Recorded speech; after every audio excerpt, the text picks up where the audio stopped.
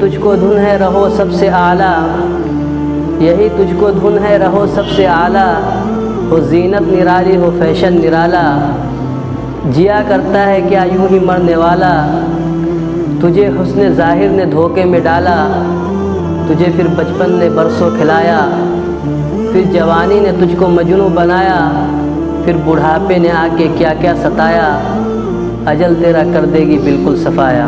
ایک شخص نے اپنے اکلوتی بیٹی کے جہیز میں ضروریات زندگی کی تمام چیزیں دی، اتفاق سے اس لڑکی کا انتقال ہو جاتا ہے تو اس کا باپ غم کے مارے یہ شعر پڑھتا ہے کہ یاد آیا اے آرام جان اس نامرادی میں، یہ یاد آیا اے آرام جان اس نامرادی میں، کفن دینا ہم تمہیں بھولے تھے سامان شادی میں، اس گلستہ میں بہت سی کلیاں مجھے تڑپا گئی، اس گلستہ میں بہت سی کلیاں مجھے تڑپا گئی، کیوں لگی تھی شاخ میں کیوں بن کھلے مرجھا گئی۔ یاد رکھو زندگی کو ہر طرف سے آفت ہے، کسی حالت میں مطمئن نہیں رہنا چاہیے، یہ اقامت ہمیں پیغام سفر دیتی ہے، زندگی موت کے آنے کی خبر دیتی ہے۔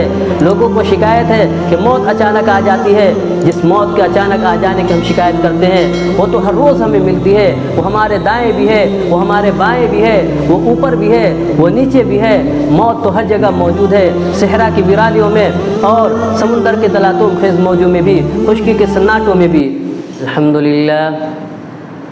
الحمدللہ نحمدہ ونستعینہ ونستغفرہ ونؤمن بہ ونتوکل علیہ ونعوذ باللہ من شرور انفسنا ومن سیئات اعمالنا، من یہدہ اللہ فلا مضل لہ ومن یضللہ فلا ہادی لہ، ونشہد ان لا الہ الا اللہ وحدہ لا شریک لہ، ونشہد ان محمدا عبدہ ورسولہ، اما بعد فاعوذ باللہ من الشیطان الرجیم، بسم اللہ الرحمن الرحیم، وأنفقوا مما رزقناكم من قبل أن يأتي أحدكم الموت فيقول رب لولا أخرتني إلى أجل قريب فأصدق وأكن من الصالحين ولن يؤخر الله نفسا إذا جاء أجلها والله خبير بما تعملون۔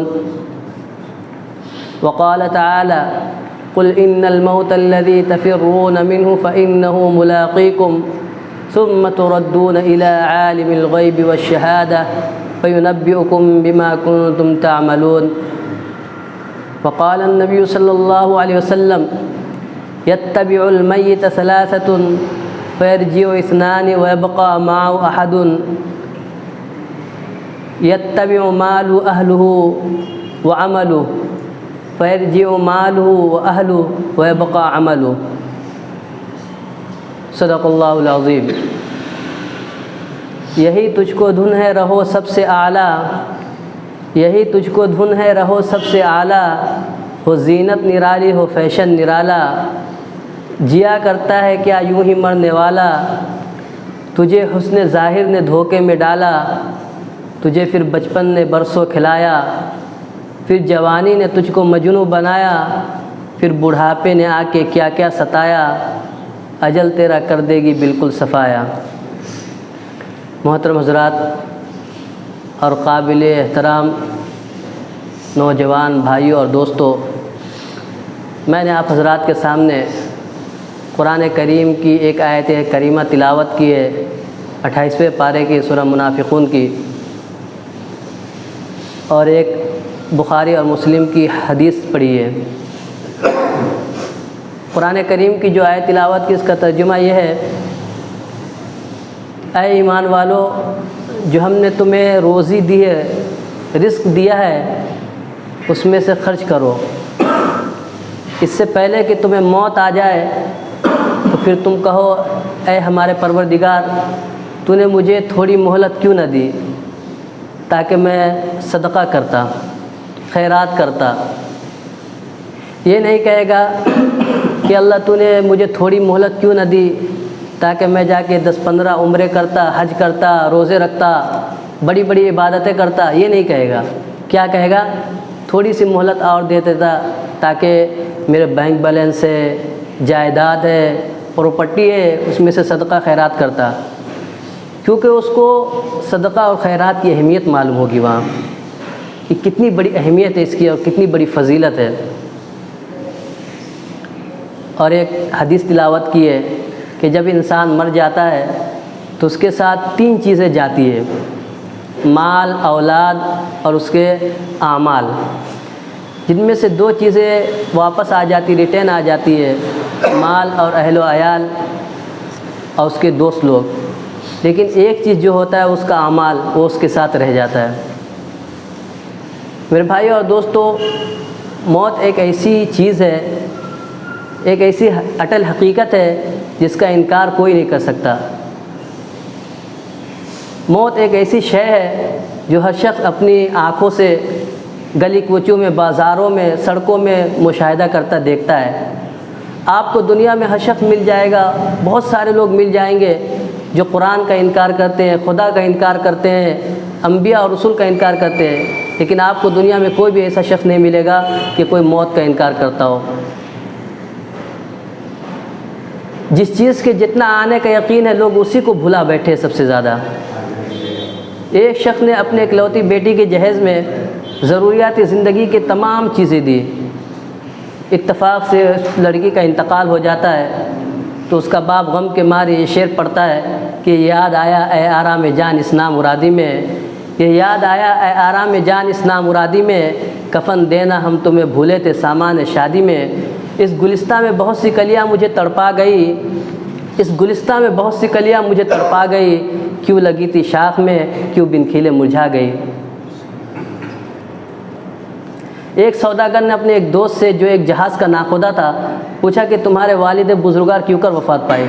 اس نے کہا کہ آپ ہمارے والد کی نسبت خاص کر کے پوچھتے ہیں، ہمارے تمام آبا و اجداد سب ڈوب کر مرتے آئے، اس واسطے کہ سدا پشت سے ہمارے خاندان کے اندر جہاز رانی کا پیشہ ہے۔ اس نے کہا کیا تم کو ڈر نہیں لگتا کہ تم بھی ایک دن سمندر کے اندر ڈوب کر ہی مرو گے؟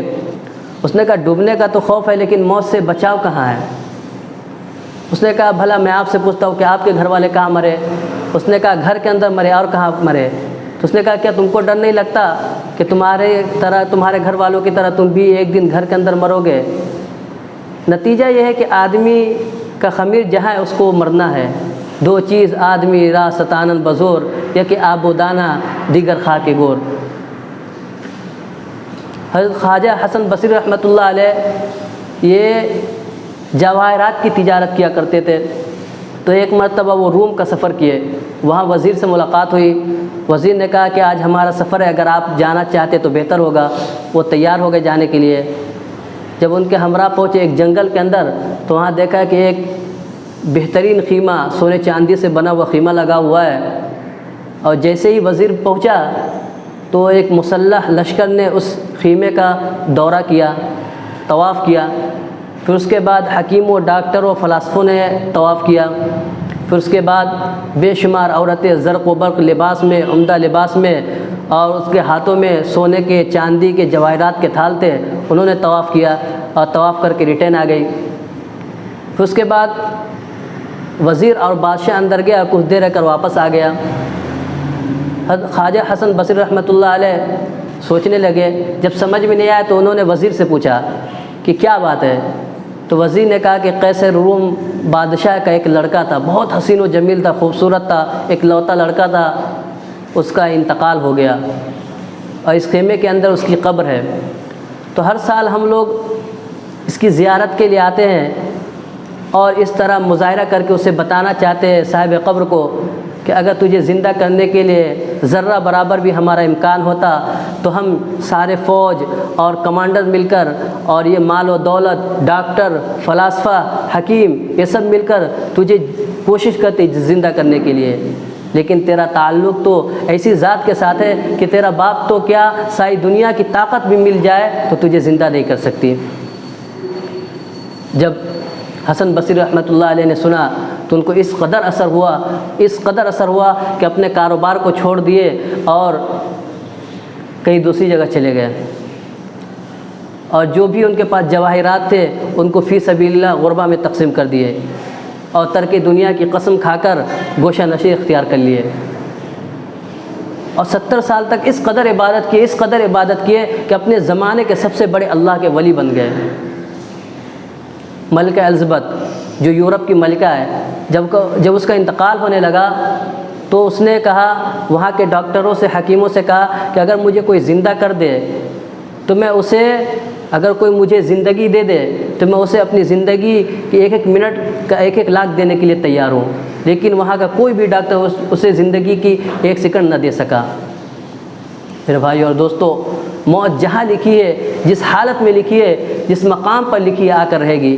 موت سے بھاگنے والا انسان خود چل کر اس مقام تک جا پہنچتا ہے جہاں اسے موت آنی ہے۔ وہ خود ایسا سبب اختیار کرتا ہے جو اسے موت کے وادی میں پہنچا دیتا ہے۔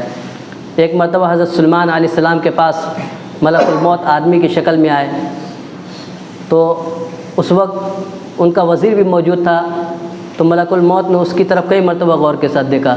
جب ملک الموت چلے گئے تو وزیر نے حضرت سلیمان علیہ السلام سے پوچھا، یا حضرت یہ کون شخص تھا؟ تو انہوں نے کہا کہ یہ ملک الموت اسرائیل علیہ السلام تھے۔ تو وزیر نے کہا کہ ملک الموت نے مجھے کئی مرتبہ غور کے ساتھ دیکھا ہے، اس سے مجھے بڑا خوف پیدا ہو گیا، بڑا ڈر پیدا ہو گیا ہے، آپ ہوا کو حکم دے دیجئے کہ وہ جزیرہ بوماس کے اندر مجھے پہنچا دے۔ تو حضرت سلیمان علیہ السلام نے ہوا کو حکم دیا اور وزیر بات کی بات میں کئی ہزار کوس جزیرہ بوماس میں جا پہنچا۔ جیسے ہی جزیرہ بوماس کے اندر قدم رکھا، اسرائیل موجود ہوئے اور وزیر کی روح قبض کر لی۔ پھر کئی دنوں کے بعد اسرائیل علیہ السلام سلیمان علیہ السلام کی ملاقات میں گئے، ملنے کے لیے گئے، تو سلیمان علیہ السلام نے ملک الموت کو سارا واقعہ بیان کیا اپنے وزیر کا۔ تو ملک الموت نے کہا کہ اس روز جو میں اس وزیر کی طرف بار بار دیکھ رہا تھا، اس کی بڑی وجہ یہ تھی کہ میں حیران تھا، پریشان تھا کہ اس کی مدت حیات پوری ہو چکی ہے اور یہاں کیوں بیٹھا ہے۔ نتیجہ یہ ہے کہ آدمی کا خمیر جہاں ہے وہ اس کو مرنا ہے۔ یاد رکھو، زندگی کو ہر طرف سے آفت ہے، کسی حالت میں مطمئن نہیں رہنا چاہیے۔ یہ اقامت ہمیں پیغام سفر دیتی ہے، زندگی موت کے آنے کی خبر دیتی ہے۔ لوگوں کو شکایت ہے کہ موت اچانک آ جاتی ہے، جس موت کے اچانک آ جانے کی ہم شکایت کرتے ہیں وہ تو ہر روز ہمیں ملتی ہے، وہ ہمارے دائیں بھی ہے، وہ ہمارے بائیں بھی ہے، وہ اوپر بھی ہے، وہ نیچے بھی ہے۔ موت تو ہر جگہ موجود ہے، صحرا کی ویرانیوں میں اور سمندر کے تلاطم خیز موجوں میں بھی، خشکی کے سناٹوں میں بھی۔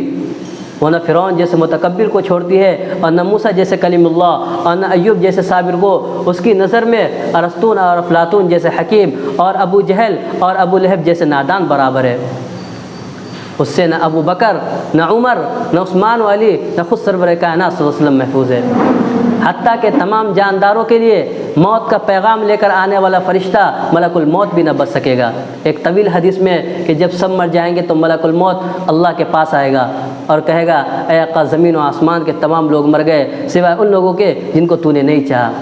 اللہ تعالیٰ فرمائے گا، حالانکہ اسے معلوم ہے کہ کون بچا ہوا ہے، تو ملک الموت کہیں گے، اے آقا، صرف آپ باقی رہ گئے جن کو کبھی بھی موت نہیں، اور ایک جبرائیل اور میکائیل باقی رہ گئے، اور ایک میں بچا ہوا ہوں، اور آپ کا عرش اٹھانے والے فرشتے باقی رہ گئے۔ اللہ تعالیٰ فرمائے گا کہ جبرائیل اور میکائیل بھی مر جائے، عرش بولے گا، اے آقا، جبرائیل اور میکائیل مر جائیں گے، تو اللہ تعالیٰ فرمائے گا، تم خاموش رہو، میں نے طے کر دیا ہے کہ میرے عرش کے نیچے جو بھی ہے وہ سب کے سب مریں گے۔ اس کے بعد جبرائیل اور میکائیل بھی مر جائیں گے۔ پھر ملک الموت اللہ کے پاس آئیں گے اور کہیں گے، اے آقا، جبرائیل اور میکائیل بھی مر گئے، اب میں بچا ہوا ہوں اور آپ کا عرش اٹھانے والے فرشتے بچے ہوئے۔ تو اللہ تعالیٰ فرمائے گا کہ میرا عرش اٹھانے والے فرشتے بھی مر جائے، وہ بھی مر جائیں گے۔ اس کے بعد اللہ تعالیٰ عرش کو حکم دے گا، وہ اسرافیل سے سور لے لے گا۔ پھر ملک الموت اللہ کے پاس آئیں گے اور کہیں گے کہ اے آقا، آپ کے عرش اٹھانے والے فرشتے بھی مر گئے۔ اللہ تعالیٰ فرمائے گا، حالانکہ اسے معلوم ہے کہ کون بچا ہوا ہے، تو ملک الموت کہے گا، اے آقا، صرف آپ باقی رہ گئے جن کو کبھی بھی موت نہیں، اور ایک میں بچا ہوا ہوں۔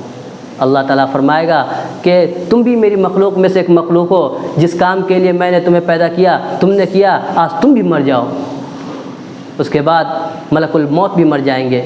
جب اللہ کے سوا جو اکیلا ہے، غالب ہے، یکتا ہے، بے مثل ہے، جس کے نہ کوئی اولاد ہے اور نہ خود کسی سے پیدا ہوا ہے، وہ جیسے پہلے تھا، ازل سے تھا، ویسے ہی اب آخر تک ابد میں رہے گا، اس کے سوا کوئی باقی نہیں رہے گا، تو زمین و آسمان کو کتاب کی طرح لپیٹ لیے جائیں گے۔ پھر اس کو 3 مرتبہ پھیلائے گا اور لپیٹے گا، پھر خود ہی 3 مرتبہ فرمائے گا، میں ہوں زبردست، میں ہوں غالب، میں ہوں قدرت والا۔ پھر فرمائے گا، لمن الملک اليوم، آج کس کی حکومت ہے، آج کس کی حکومت ہے۔ اللہ اکبر، کیا منظر ہوگا، اعلان ہوگا کس کی حکومت ہے، مگر اس سوال کا جواب دینے والا کوئی نہیں ہوگا۔ ہر طرف سناٹا ہی سناٹا ہوگا، خاموشی خاموشی ہوگی۔ جس انسان کو اپنے کاروبار پر، اپنی فیکٹریاں پر، اپنی حکومت پر، اپنی دولت پر، اپنے حسن و جمال پر، اپنی طاقت و قوت پر، اپنی صلاحیت پر بڑا ناز تھا، بڑا غرور تھا، بڑا فخر تھا، وہ بوسیدہ اور گلی سڑی ہڈیوں کے ڈھانچے کی صورت میں خاک میں پڑا ہوگا۔ وہ انسان جو بہت بڑے بڑے بول بولتا تھا، جو ہر چیز پر اپنا حق جتلاتا تھا، جو میری میری کہتے نہیں تھکتا تھا، جس کا خیال تھا کہ اس کی حکومت اور اس کا اقتدار لافانی ہے، قیامت کے دن اس پر ہیبت اعلان کے جواب میں کچھ بھی نہیں کہہ سکے گا۔ فضائے عالم میں بار بار اعلان گونجے گا، او زمین پر خدا بن کر بیٹھنے والوں، او کمزوروں اور غریبوں پر ظلم و ستم ڈھانے والوں، او فرعون اور نمرود کے نقش قدم پر چلنے والوں، او غریبوں پر ظلم و ستم ڈھانے والے، آج بولتے کیوں نہیں ہو؟ جواب کیوں نہیں دیتے ہو؟ لمن الملک اليوم، آج کس کی حکومت ہے؟ ہماری ہے یا تمہاری ہے؟ بندوں کی ہے یا رب کی ہے؟ خالق کی ہے یا مخلوق کی ہے؟ رازق کی ہے یا مرزوق کی ہے؟ یہ اعلان 3 مرتبہ ہوگا، مگر اس اعلان کا کوئی بھی جواب نہ دے سکے گا۔ ہر طرف سناٹا ہی سناٹا ہوگا، زمین و آسمان اس اعلان سے تھرا رہے ہوں گے۔ پھر اللہ تعالیٰ خود ہی فرمائے گا، للہ الواحد القہار، اس اکیلے اللہ کی حکومت ہے جو غالب ہے، یکتا ہے، بے مثل ہے۔ حقیقی بادشاہ ہے تو وہی ہے، حقیقی مالک ہے تو وہی ہے، حقیقی خالق ہے تو وہی ہے، حقیقی رازق ہے تو وہی ہے، باقی سب ملکیتیں عارضی اور فانی ہے۔ کہتے ہیں کہ ایک عورت تھی بیوہ، اس کا اکلوتا بیٹا تھا، تو اس کا انتقال ہو گیا، تو بیچاری محبت میں ممتا کی ماری اپنے بیٹا کو زندہ خیال کر کے اس کے علاج کے لیے در بدر پھرتی۔ حکیموں نے، ڈاکٹروں نے اسے بتایا کہ تیرا بیٹا مر چکا ہے، لیکن وہ محبت میں اس قدر اندھی ہو گئی تھی کہ اسے یقین ہی نہیں آ رہا تھا۔ تو لوگوں نے سوچا کہ اس کو مہاتما بدھ کے پاس لے جایا جائے، وہ اپنے عقل سے اور تدبر سے اس کو سمجھائے۔ چنانچہ اس کو مہاتما بدھ کے پاس لے جایا گیا، تو مہاتما بدھ نے کہا کہ فی الحقیقت تیرا بیٹا تو مر چکا ہے، لیکن میں اس کو زندہ کر سکتا ہوں۔ اگر تو کسی گھر سے ایک کٹورا پانی لے کر آ جائے جس گھر کے اندر کوئی بھی نہ مرا ہو، تو میں اس پر منتر پھونک کر اسے زندہ کر دوں گا۔ چنانچہ وہ بیچاری پانی حاصل کرنے کے لیے پورے شہر کا چھان ماری، پورے شہر کے اندر ڈھونڈی، لیکن اس کو کوئی بھی گھر ایسا نہ ملا جس کے اندر کوئی نہ کوئی نہ مرا ہو، بلکہ اکثر گھروں سے تو یہ جواب ملے کہ مرے زیادہ ہے اور زندہ کم ہے۔ آخر وہ پریشان ہو کر، مجبور ہو کر واپس لوٹی اور اپنا پورا ماجرا سنائی۔ تو اس نے کہا مہاتما بدھ نے کہ جب تجھے کوئی بھی گھر شہر کے اندر ایسا نہ ملا جس کے اندر کوئی نہ مرا ہو، تو پھر تو اپنے مرے بیٹا کو زندہ کیسے کر سکتی ہے؟ تو پھر اسے یقین آ گیا اور صبر آ گیا، اور اپنے بیٹے کے تجہیز اور تکفین پر راضی ہو گئی۔ تو حقیقت میں دنیا مسافر خانہ ہے، کوئی آ رہا ہے، کوئی جا رہا ہے، کوئی آ رہا ہے، کوئی جا رہا ہے۔ اس لیے نبی کریم صلی اللہ علیہ وسلم نے ارشاد فرمایا، کن فی الدنیا کأنک غریب، کہ دنیا میں ایک اجنبی کی طرح رہو، ایک اجنبی کی طرح رہو، یا مسافر کی طرح رہو، یا راستہ چلتا مسافر کی طرح رہو۔ میرے بھائی اور دوستو، ایک شخص 5ویں منزل سے نیچے گر پڑا، لیکن خدا کے شان اسے کچھ بھی نہ ہوا، یہاں تک کہ وہ اپنی ٹانگوں پر چل کر اوپر جا پہنچا۔ وہاں اس کے حیرت انگیز طریقوں سے بچ جانے پر اس کے دوستوں نے مٹھائی کا مطالبہ کیا۔ ٹھیکیدار نے اپنی جیب سے 50 روپیہ نکال کر دیا اور کہا کہ دوستوں میں مٹھائی لا کر تقسیم کر دو۔ چنانچہ وہ خوشی خوشی مٹھائی لینے جا رہا تھا کہ سڑک پار کرتے ہوئے اسے ایک گاڑی نے ٹکر مار دی اور وہیں اس کا انتقال ہو گیا۔ محترم بھائی اور دوستو، ہمیں اللہ کے پاس جانا ہے، اسے منہ دکھانا ہے، اس لیے ہم اللہ کی ذات کو سامنے رکھ کر اپنی زندگی کو گزاریں، اپنے مقصد کو سمجھیں۔ کہ ابھی 31 آنے والا ہے، تو لوگ گناہ کر کر کے زمین کو بھر دیں گے، زمین کے خلاؤں کو بھر دیں گے، ایسے ایسے گناہ کریں گے کہ جو اللہ کے عذاب کو اور اللہ کے غضب کو دعوت دے رہے ہوں گے۔ گناہوں کے اڈے کھل جاتے ہیں، شراب نوشی، زناکاری، بدکاری، فحاشی اور عریانی کو عام کر دیتے ہیں۔ اگر اللہ رحیم و کریم نہ ہوتا تو اللہ تبارک و تعالی لوگوں پر عذاب نازل فرما دیتا۔ تو یہ نیا سال گناہوں کے لیے نہیں آتا، خوشی منانے کے لیے نہیں آتا، بلکہ نیا سال تو آخرت کی تیاری کے لیے آتا ہے، اللہ کو راضی کرنے کے لیے آتا ہے کہ اللہ زندگی کے اتنے سال گزر گئے، تجھے راضی نہ کر سکا، جس طرح عبادت کرنی تھی اس طرح عبادت نہ کر سکا، اے اللہ مجھے معاف فرما دے، اور جو آنے والا سال ہے اس کو ہمارے لیے، ہمارے حق میں اور مسلمانوں کے حق میں بہتر بنا، اور زیادہ سے زیادہ عبادت کرنی چاہیے، اللہ کو راضی کرنا چاہیے۔ اللہ تبارک و تعالی ہم سب کو عمل کرنے کی توفیق عطا فرمائے۔ وآخر دعوانا الحمدللہ رب العالمین۔ سنتیں پڑھ